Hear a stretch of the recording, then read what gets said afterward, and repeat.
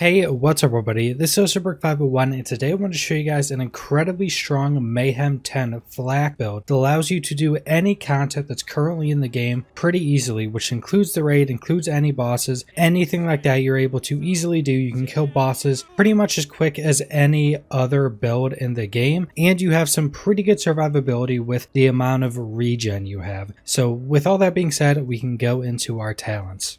Now this is a fadeaway build, so that's the first tree we're going to go into. So first we have self-repairing systems, gives you increased max health and you constantly regain 1.5% of your max health per second, 5 into that. Really good, that's one of our big health regen talents and just gives us more health so we regen more and more. Then we have Furious Attack, which is just a stacking buff when you shoot things that gives you gun damage, handling, pet damage, and this will pretty much be stacked up all the time, so it's just free stats for the most part. Then we have Overclocked, which gives you a fire rate increase and fire rate or a doubling of that after you reload, 2 into that. Then we have Turn Tail and Run, which is a pretty cool talent. While you're moving, you constantly regenerate health and you gain damage reduction, but if you're standing still, you gain gun damage and fire rate. So you have a choice. If you need to be more tanky and regen more health, you could keep moving. If you say you're bursting a boss or something like that, you're full HP, you can just stand still and get some pretty big damage increases. Then we're going 3 into Fast and the Furious. While above half health, your gun damage and movement speed are increased and your pet's damage is increased, and this is a massive buff. The movement speed is decent, but 42% gun damage and 50% pet damage if you're at 5 out of 3, which I am at, so that is massive.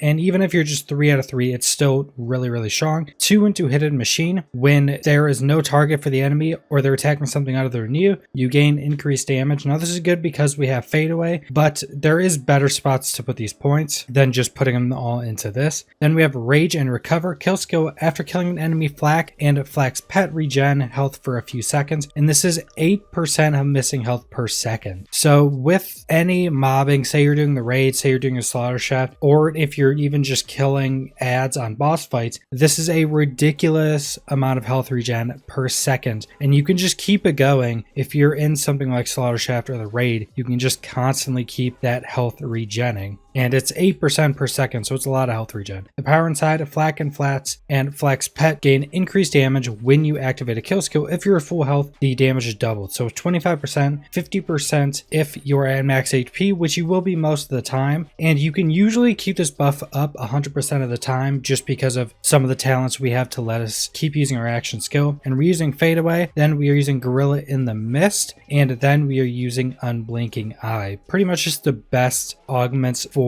fadeaway if you're doing a build like this, and kind of needed for fadeaway. In the master tree, we have 3 into Persistent Hunter. This is a pretty important talent, so it gives you increased gun damage, but the main thing is action skill duration plus 45%, which makes your fadeaway just last 45% longer. And we're going into Gorilla in the Mist, so it no longer ends when you deal a certain amount of crits or shoot a certain amount of shots. It just lasts for however long the duration is, and with the increase of duration makes it much stronger. So now we are going into the Hunter tree. Interplanetary Stalker, which is a kill skill, and it just gives you damage and your pet damage, and depending on what enemies you are killing and stacking this off of, it will also give you different buffs for that, which you can see here. Then we have Leave No Trace. When you score a critical hit, there's a chance to return 1 ammo back to your magazine, and this is super good because it's into your magazine. That's just more shots where you don't have to reload. And this is also super strong in fadeaway because everything's a crit, so there's a really good chance you're going to constantly be getting ammo back. Then we have 3 in a head count. Whenever you score a critical hit, there's a chance that your action skill cooldown is reduced, and it's a pretty big reduction by 2 seconds, which is already really good. With all of our other buffs, our guardian ranks and stuff like that, our action skill cooldown is already pretty quick, and with this you just have it up all of the time. Then we have 2 Fang. You have a chance to fire an extra projectile per shot, 25%. I think this is just really good. I know a lot of people seem to not use this. I think it's just a really good talent. Even though it's only 25%, it's a chance to shoot another projectile, which could be a crit when you're in fadeaway. You're shooting really fast firing weapons. That's a lot of extra shots. Then we have Big Game. Your hunter skills become much more effective and have a longer duration. So the duration is 100% longer, which is good. And then the effects are 30% stronger. Then we have the Most Dangerous Game. It's another hunter kill skill. When you kill a badass or stronger enemy, you gain massive buffs, and this lasts for 120 seconds. So if you're mobbing, doing the raid, anything like that, this is going to be up up 100%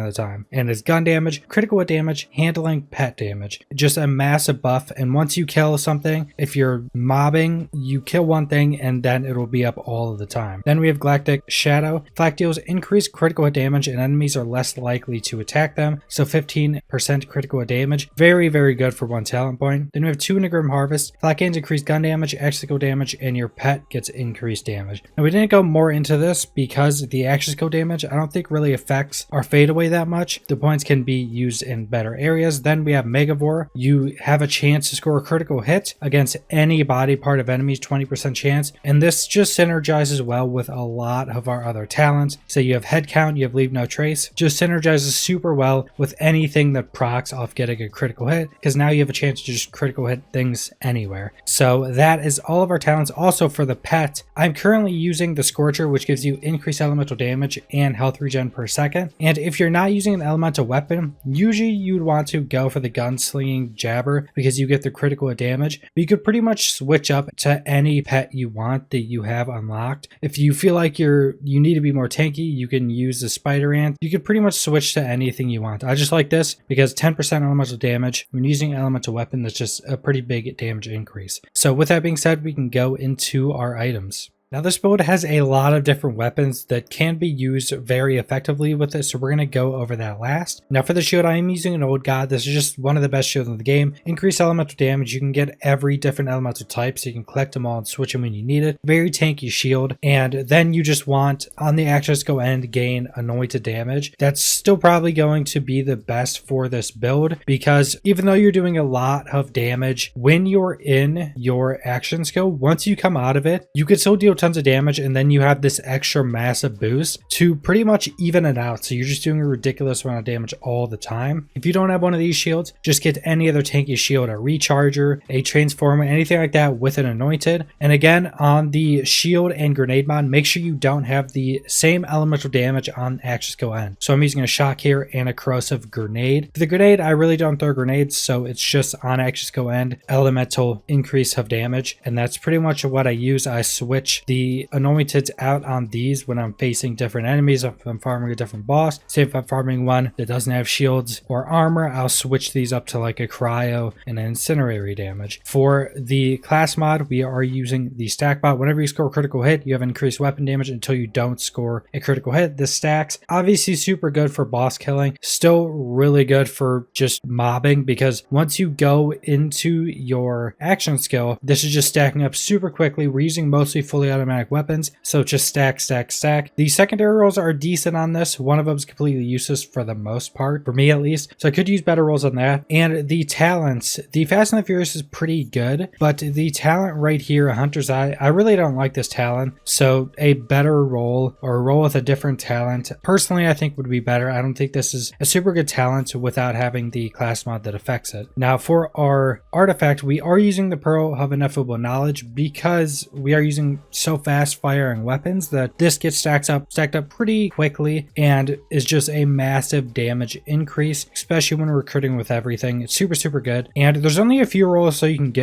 can get the roll I have, which is 50% magazine size. I think that's pretty much the only super good one you can get. I know there's reload speed, but the magazine size is probably the main one I'd recommend, and it's super easy to get because there's only a few rolls you can get on this. And now for the weapons, any of the super good weapons right now are going to be super good for this. We have OPQ systems, super good, and if you have ones with the 300% increased weapon damage, it is pretty good because you can usually kill enemies incredibly quickly with those first few shots, especially if the shock damage procs. If you don't know the OPQ system, just when shooting has a pretty high chance to just proc like kind of an explosive shock that does, I think, more than double the damage of a normal hit of this weapon. And you'll see if you're hitting something above 90% that it'll just like completely chunk it or just outright kill stuff. Like I'll see like 2 million hits off that shock damage proc from this weapon. So super good. Other anointeds are going to be when your action skill is active, weapon damage increased by 200%. Super good because you're just doing so much burst damage in your action skill. Other weapons are the Monarch. Super good. Pretty much just sprays out tons of bullets super quickly, even though I think this is one of the weaker weapons that I was using with this build. We also have the Kassoons. Super super good. Super fast firing SMG, ×2, very good. Again, with the other anointeds we already talked about, any damage increase you can get. This one doesn't have the best anointed for this build, but it's still a super strong weapon. Then we have another super good weapon, but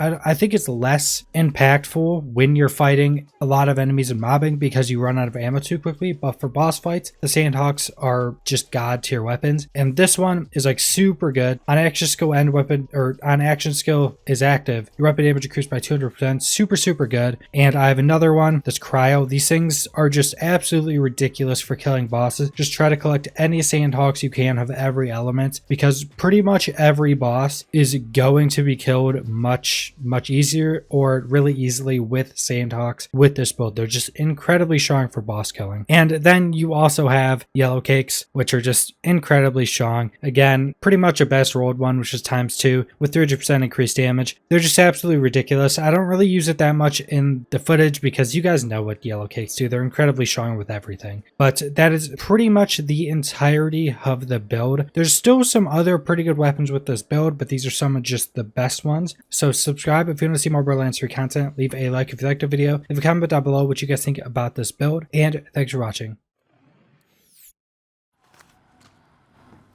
Peekaboo! Viewers, all the thief to die. We got moderators standing by.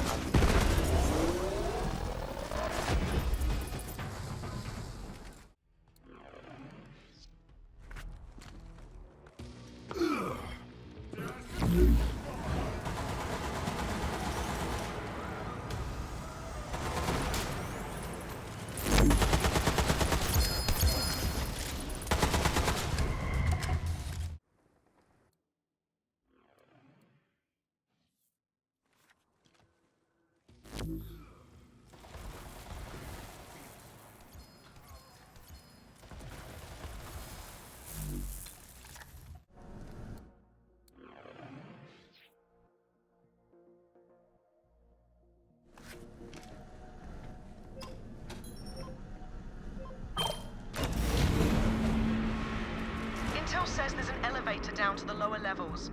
Make your way there and be ready for some heavy resistance. I'm counting on you, Vault Hunter. Line up those rats!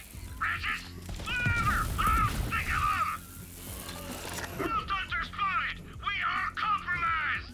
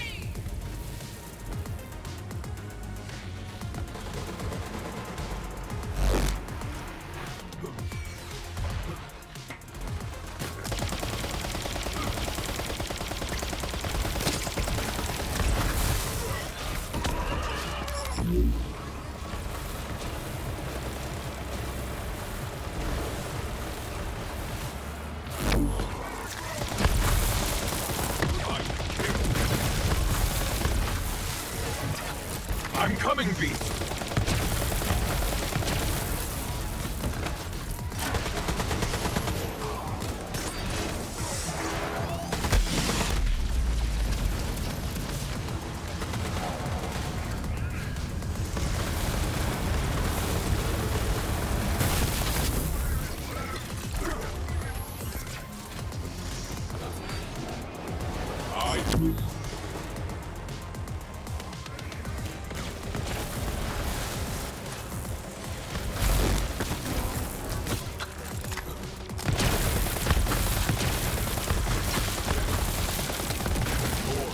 Really?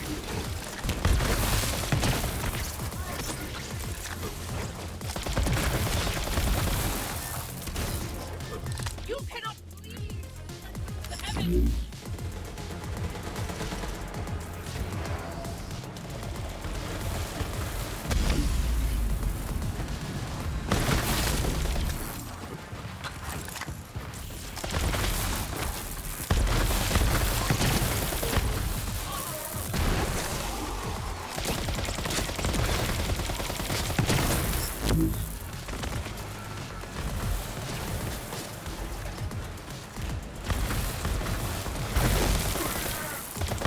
My purpose.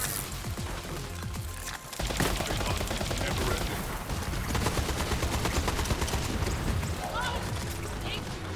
No!